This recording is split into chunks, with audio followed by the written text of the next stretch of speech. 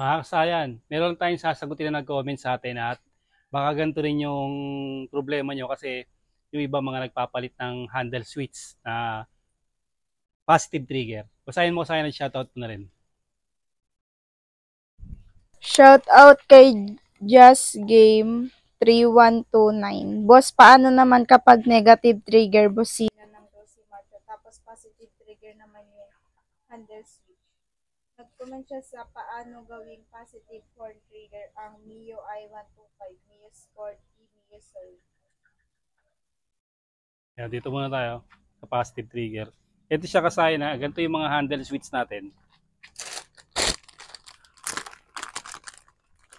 Meron tayo ditong handle switch. Itong pang XRM110, ang handle switch dito ay positive trigger. XRM110 to Ito namang TMX125, ang handle switch din niya ay positive trigger. Pero pag nilagay natin to sa macho, magiging negative trigger to. Kasi ang pinagmumula natin ng trigger ay nakaporma na sa busina.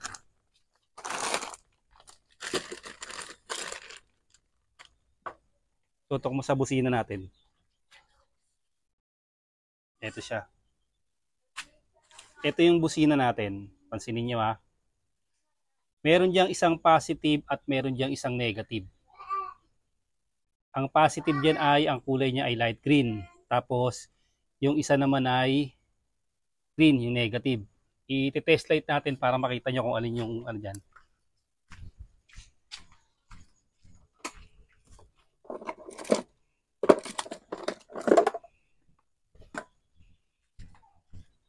Yung tinatawag na trigger, yun yung gagana lang siya pagka yung trigger niya halimbawa ay positive, na-supply siya ng positive. Kung yung trigger niya ay negative, na-supply siya ng negative. Saka pa lang siya gagana. Ito siya Sukin natin. Pansinin natin yan. Ayan. Ito yung kanyang negative. Ito siya Umilaw siya. Tapos yung kabila, iilaw din yan. Kasi itong busina natin ay walang polarity kaya pareha siyang iilaw. Kaya ang pinakamaganda niyan, kakalasin natin siya. Ito. Okay, yan yung negative Umilaw kasi nakalagay tayo sa positive.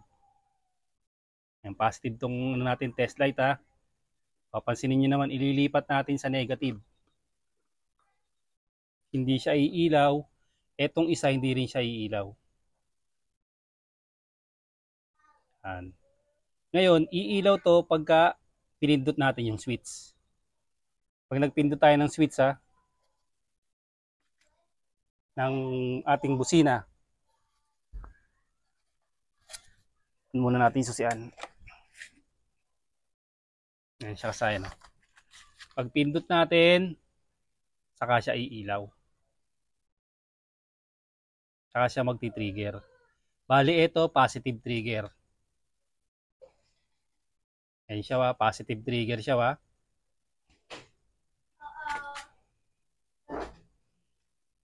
Kakabit natin ngayon.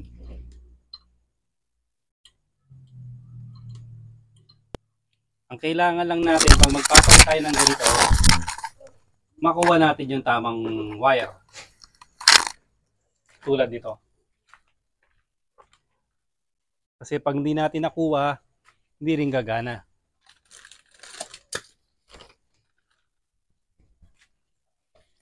Ito siya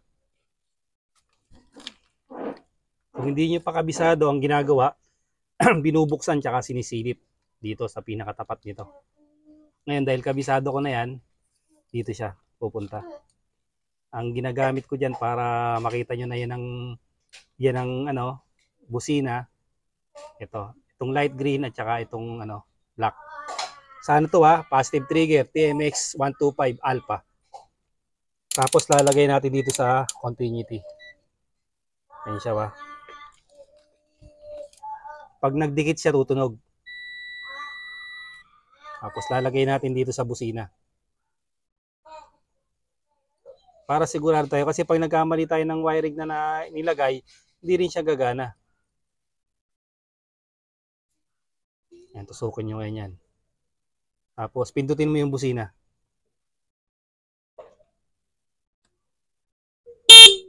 Ito. Ito yung ginagawa natin.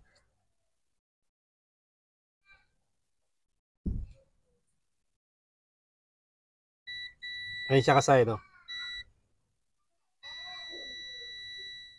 Ayan ha, alisin natin. O, pindot. O, pindot. Ayan o. Yung busina wa, ayan o. Okay, ito yung wire ng busina. Ngayon kasayan, may kinalaman ba kung positive trigger to? Positive trigger lang to dahil sa kulay. Ayan siya wa. Dahil sa kulay lang, positive trigger siya. Pero, etong switch na to, kayo ang magdidikta nito yung inyong busina.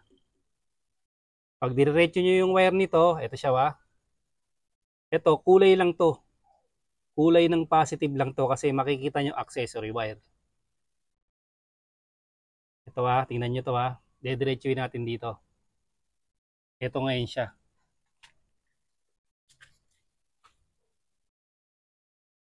Itong kulay black. Tsaka ito. Siya ha. Itong light green at saka itong kulay black ha. Natin yan.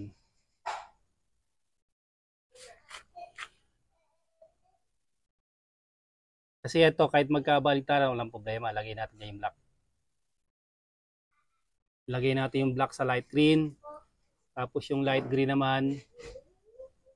Yung light green naman ang ilalagay natin sa black.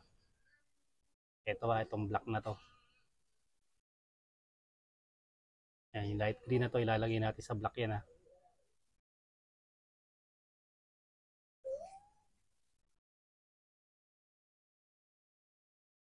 Buka natin yung dalawang gagana. Light green, sa kabila.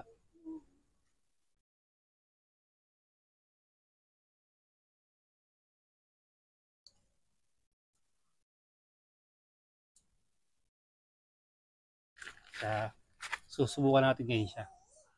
Kung gagana siya.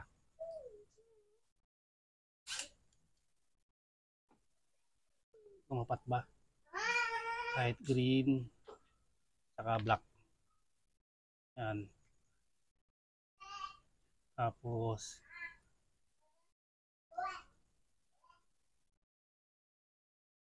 tukan mga dito.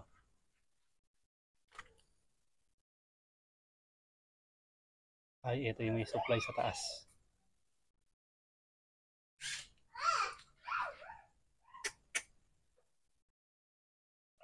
Kita mong takot yan dyan eh.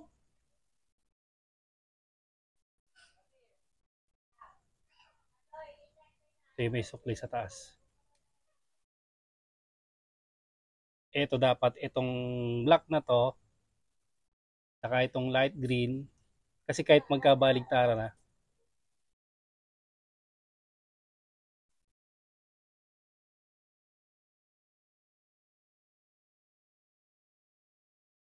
i-connect natin dito. Kukulan tayo ng wire pang-connect natin dito. Ito na siya kasaya, no? Ito yung wire natin na kinonect ha. Sa light green at saka sa black. O pwede rin namang black to black at light green, light green. Ayan na siya ha. Ito na siya ngayon. Ito na yung busina natin ha. Ito yung papalit natin. Oh. Bubusina na siya. Okay na siya. Ito, walang kinalaman to kasayan kung positive o negative to. Ito kasayan, nakaporma na to sa ano? Nakaporma na to sa positive trigger.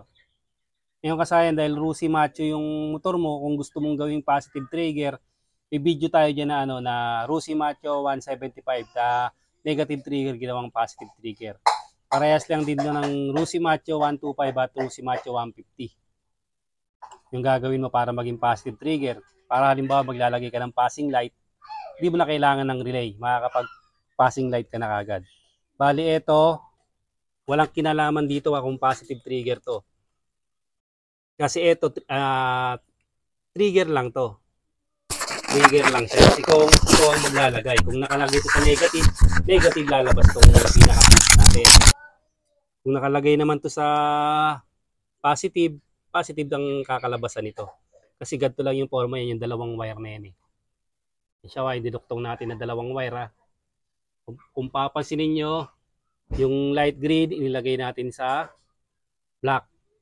Tapos yung black nilagay natin sa light green kasi pwede siyang magkabaligtaran.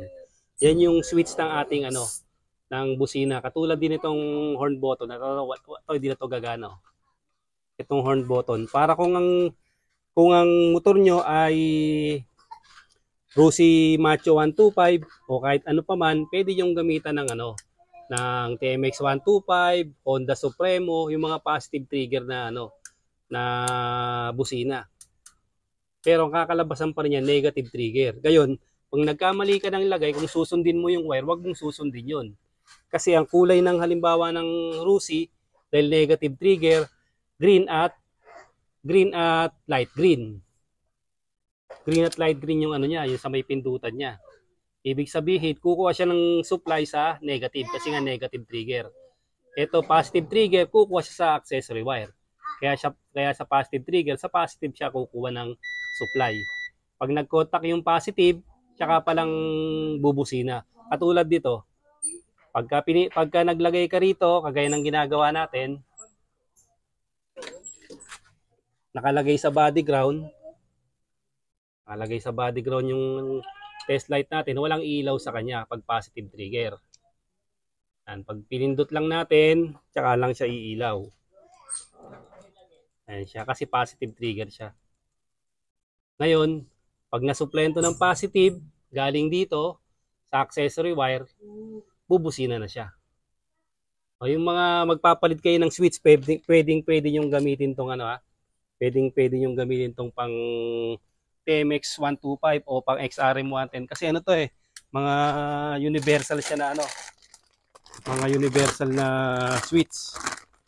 Ayan siya, tsaka meron na rin siya mga ito, pag ito kasi gagamitin nyo, may switch lang siya para sa headlight. May switch na yung headlight pero wala sa wala sa park light. Ito mas maganda kasi meron na siya park light, headlight. O, tapos may kasama na siyang may kasama ng passing. May passing light na siya. Ano isa nito? Ito pala nakakabit. Ayan. Kaya ito maganda. Pwede to sa sa mga macho nyo. Tandaan nyo kasi sa mga nagkakabit ng handle switch, yung naka-setup na yun yung tutunog sa kanya. Ito lang, switch lang naman to Walang pinagkaiba to sa bibili ka ng ganito, ng horn button lang siya o horn switch. Bibili ka nito, may dalawang wire, kakabit mo lang sa pinagtanggalan mo.